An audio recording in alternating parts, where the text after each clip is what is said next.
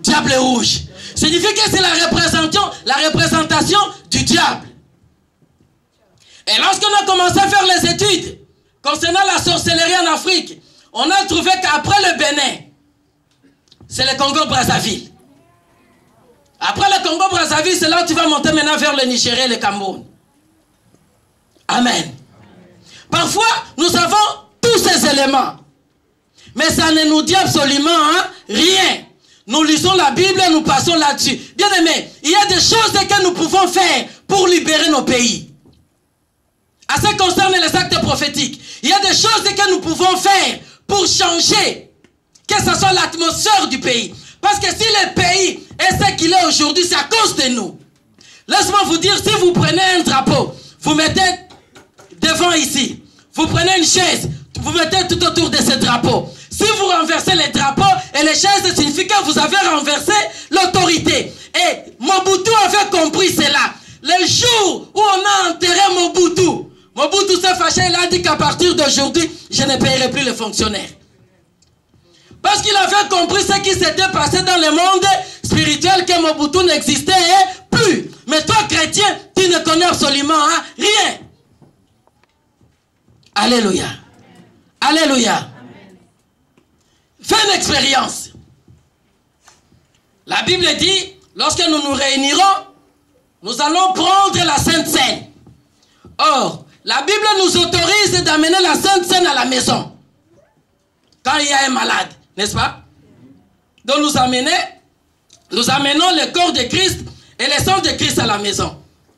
Or, dans nos prières, la nuit nous disons, j'asperge le sang de Jésus dans ma maison pour détruire toutes les œuvres de l'ennemi. Maintenant, toi, tu as la Sainte Seine. C'est quoi? C'est le sang de Jésus. Prends cette Sainte Seine.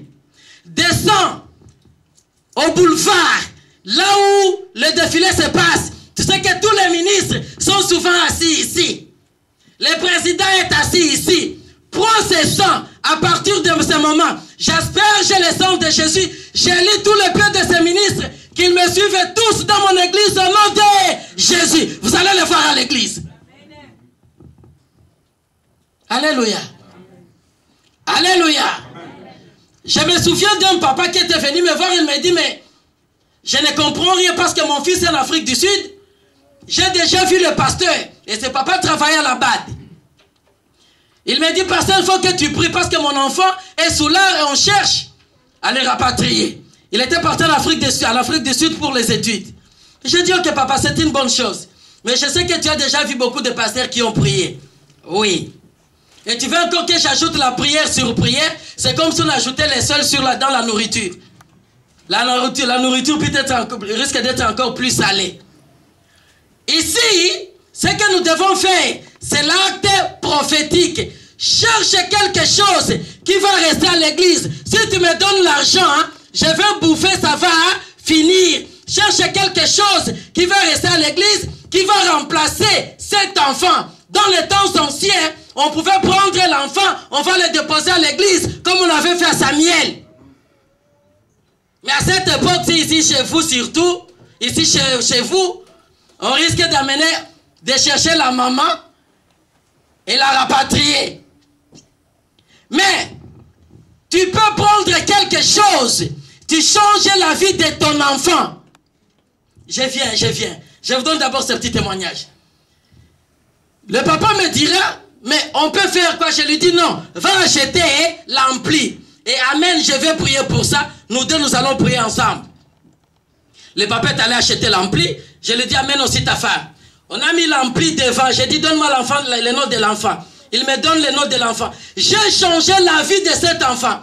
J'ai mis ça dans l'ampli. Et j'ai dit, là où l'ampli va jouer, quand ça joue, on ne verra pas l'ampli, mais on verra l'adoration de cet enfant.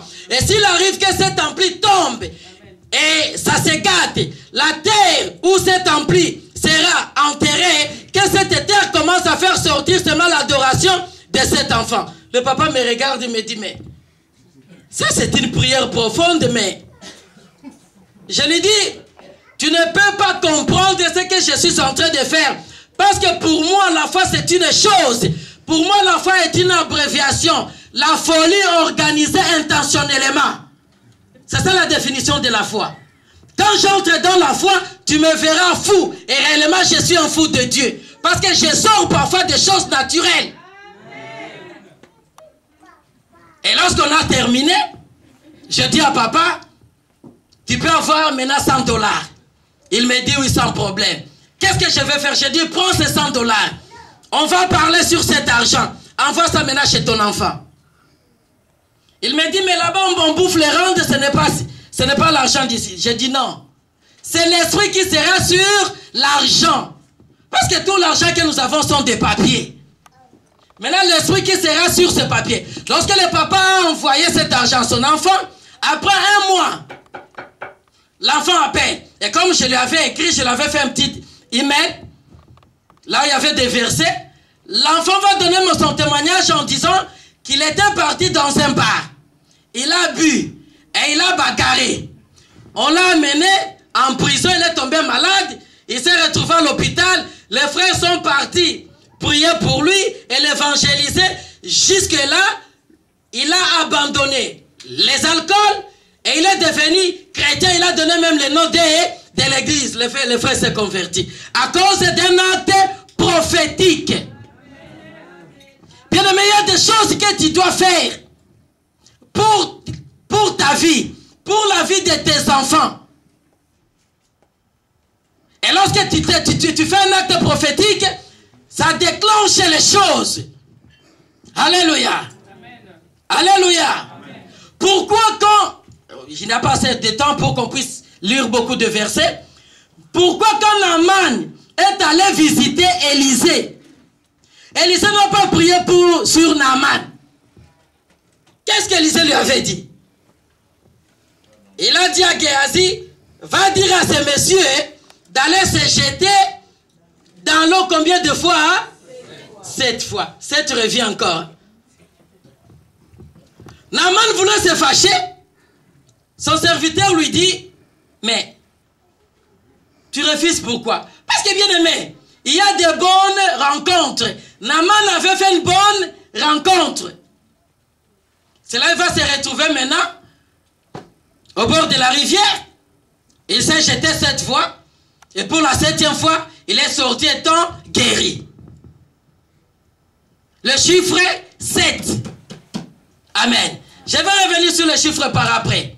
Bien aimé, il a fallu un acte prophétique pour la guérison de Naaman. Je reviens dans le Nouveau Testament.